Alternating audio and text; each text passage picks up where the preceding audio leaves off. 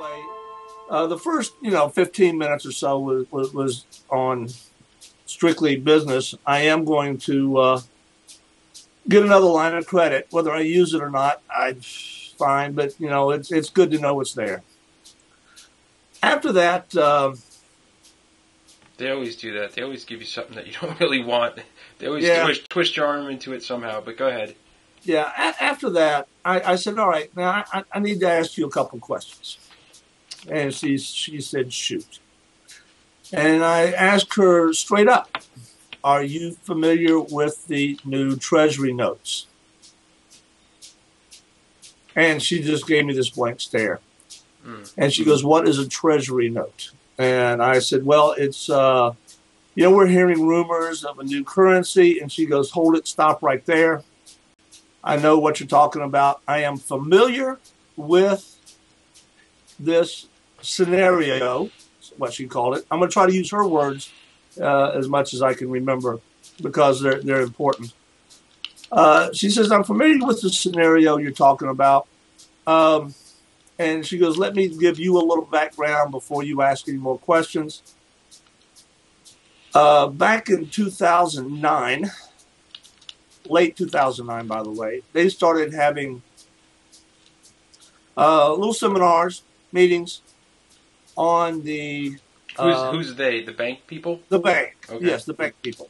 On how to deal with different scenarios as far as collapsing of the currency. What were the branches going to do? In other words, they're preparing for something. All right. It's not that they're saying it's going to happen. They're saying that all our branches need to know what to do in the case of a collapse, an economic collapse. It's called lock the doors and shut the gates. Well, they've got their plan for bank shutdowns. They've got their plan for how to deal with customers because they're expecting a run on the bank. Now, you know what? Wait, let me interrupt you right here. Because we were just talking in Blog TV the other night, and damn it, who the hell was it? I don't know who it is. They'll say it in comments.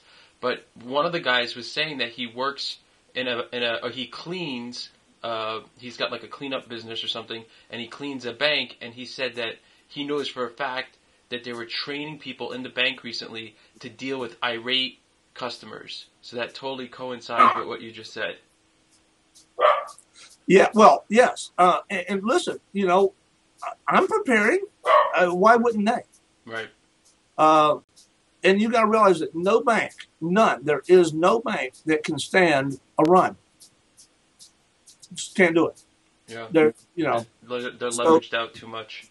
Right. So they are, preparing for, and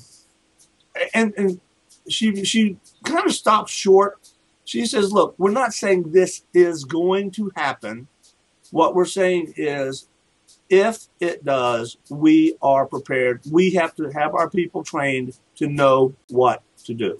Yeah. Okay. It's exactly like FEMA stocking up for supplies for the new Madrid. They don't. Yeah. Yeah, they don't know that it's going to happen, but in case it does, there you go. Mm-hmm. It's the reason we store some food.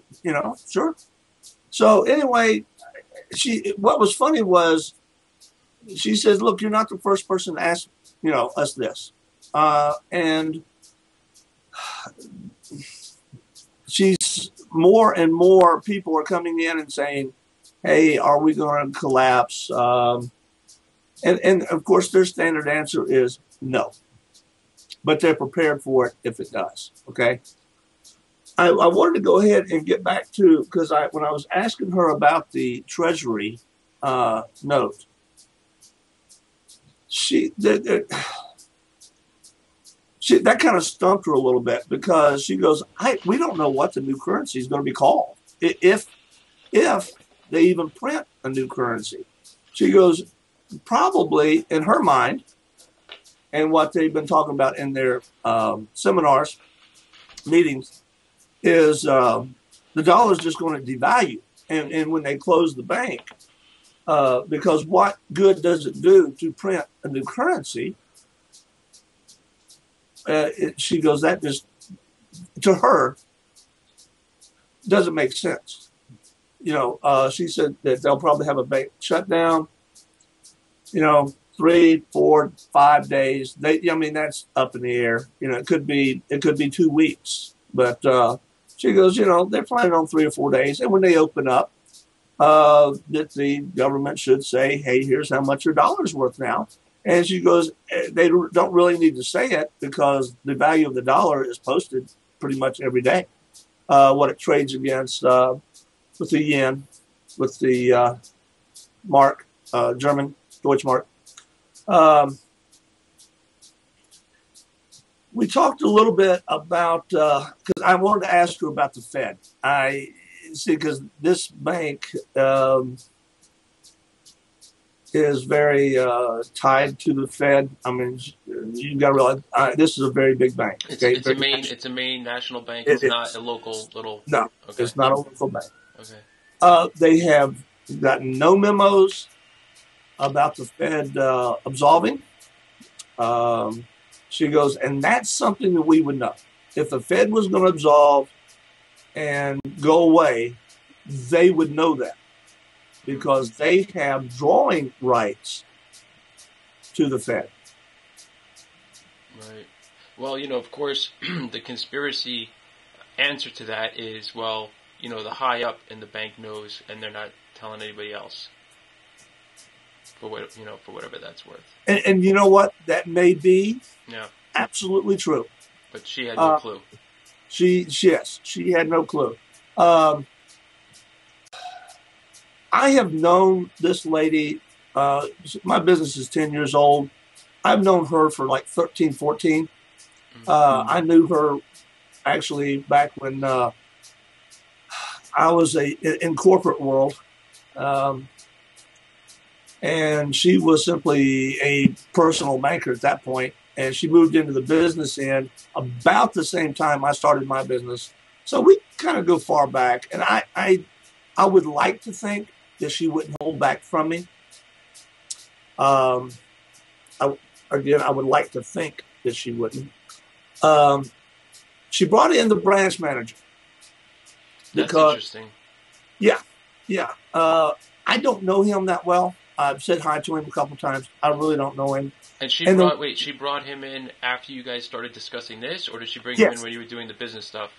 No, this was after we started talking about this. Okay. Because, again, she said, you're not the first one to come in and ask these questions. Wow. And most of the questions are about collapse, and people, God bless them, how much should I keep at home? How much money should I have here? Can I put my money someplace that's safer? She goes, there's a lot of people out there that are concerned about the money they have in the bank. Is it safe? Especially with the rumors out there that, the FDIC is pretty much broke. Mm-hmm. How much, and as banks collapse, close down, that's actually, by the way, drawing customers to the big mega banks. Right. Because people think that their money is safer there than with the local bank. And I'm not sure I agree with that, but... Yeah, no, I wouldn't agree with that. And I wouldn't, personally, I wouldn't want to support the bigger banks anyway, so screw that. It's interesting because I had heard, and I have no idea if this is true, but I had heard somewhere that the FDIC has a very, very long time to pay you back if they need to recoup you some money because a bank, goes under or fails or something like that. Most people think, well, if the bank's FDIC insured, I'm going to get my money back in like 30 days or whatever. But I heard something completely contrary to that. I wish I would have thought to ask that question. I just didn't ask while I was there. I was more concerned with, we had, other people going to their banks and what their banks told them. And I tell you what, I would love to see everybody go to what bank they use and do something like this, yeah. And do something like this. I mean, because some banks may be, yes, we have the treasury notes. I'd like to see one. Somebody might just spill the beans. That's right. Somebody might just spill the beans. I may have just gotten a load of corporate bullshit. Yeah. Okay. But according to her, there are no treasury notes in their branch or in any branch in our region. Now, let me real quick tell you, when she brought the branch manager in, it's because I did ask a question that she did not have an answer to. And that's when I was asking her about the Federal Reserve. Mm-hmm. And that's when she brought him in. And he was a bit smug, to be honest with you. And that's when he explained to me how that bank has, drawing rights nationwide, even worldwide, blah, blah, blah.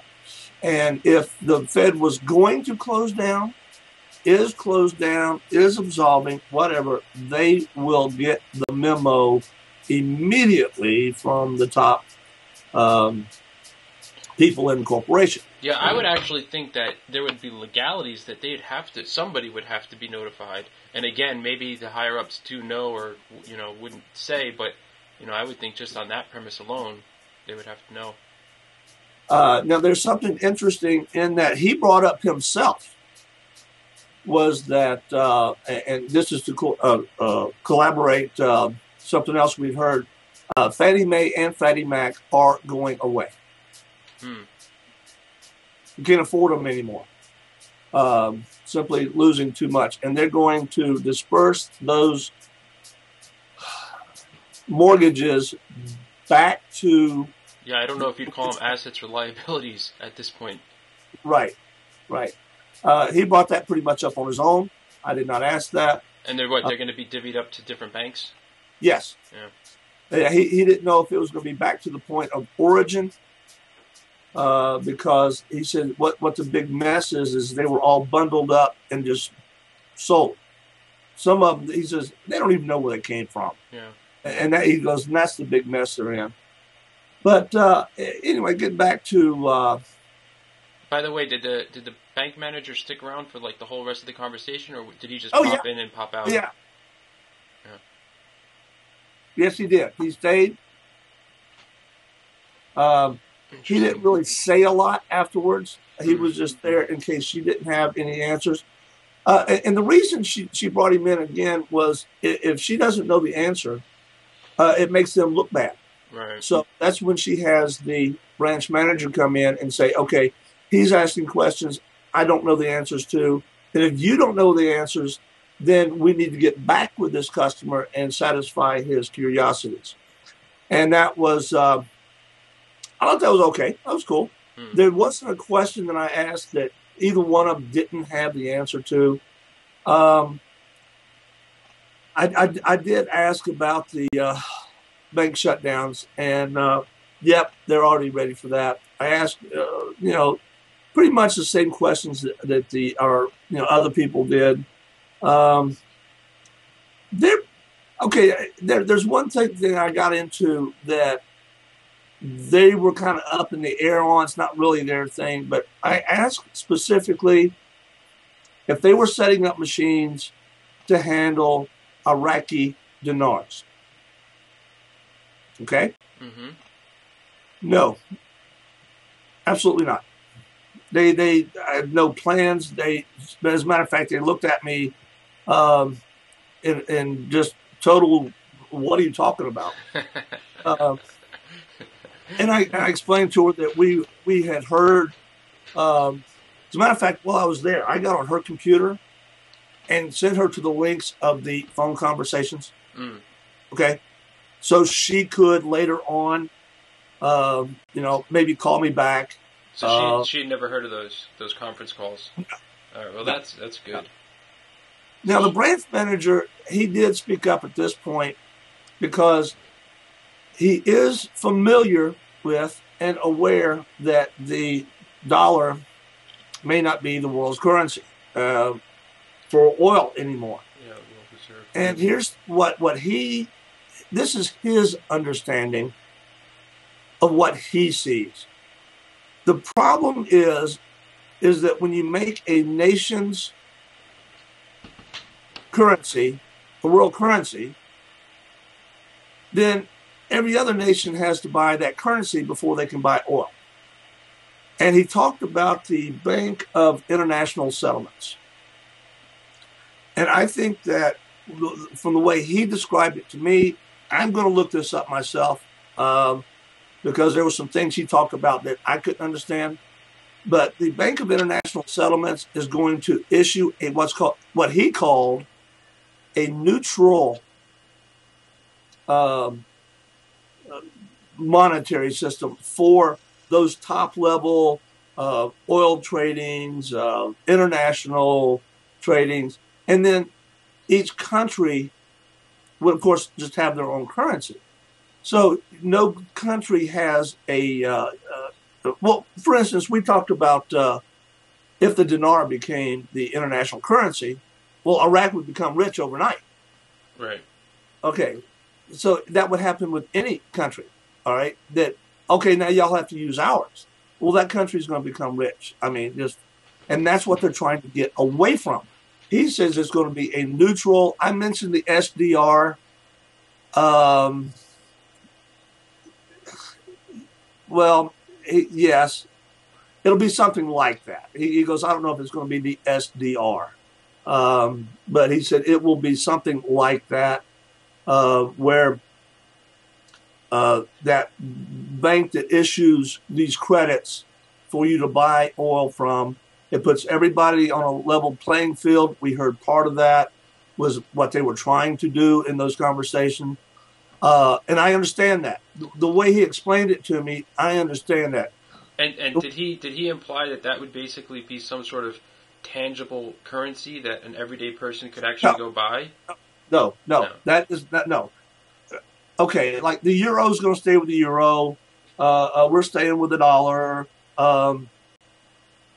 His personal opinion, I want to stress this, his personal opinion is that the EU, each of those countries will go back to their own currencies soon. All right. He just said that's not working. And but yeah, we'll have. But for those international exchanges, they're going to use this neutral currency. All right, and that's I got to tell you, I think that's a good nation independent currency. Yes.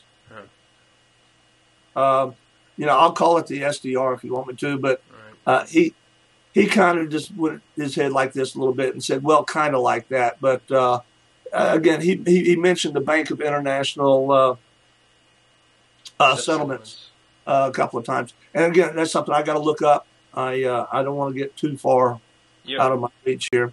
Because I've heard of it, but I'm not familiar with it. I mean, I guess we touched on pretty much everything that we were talking about before.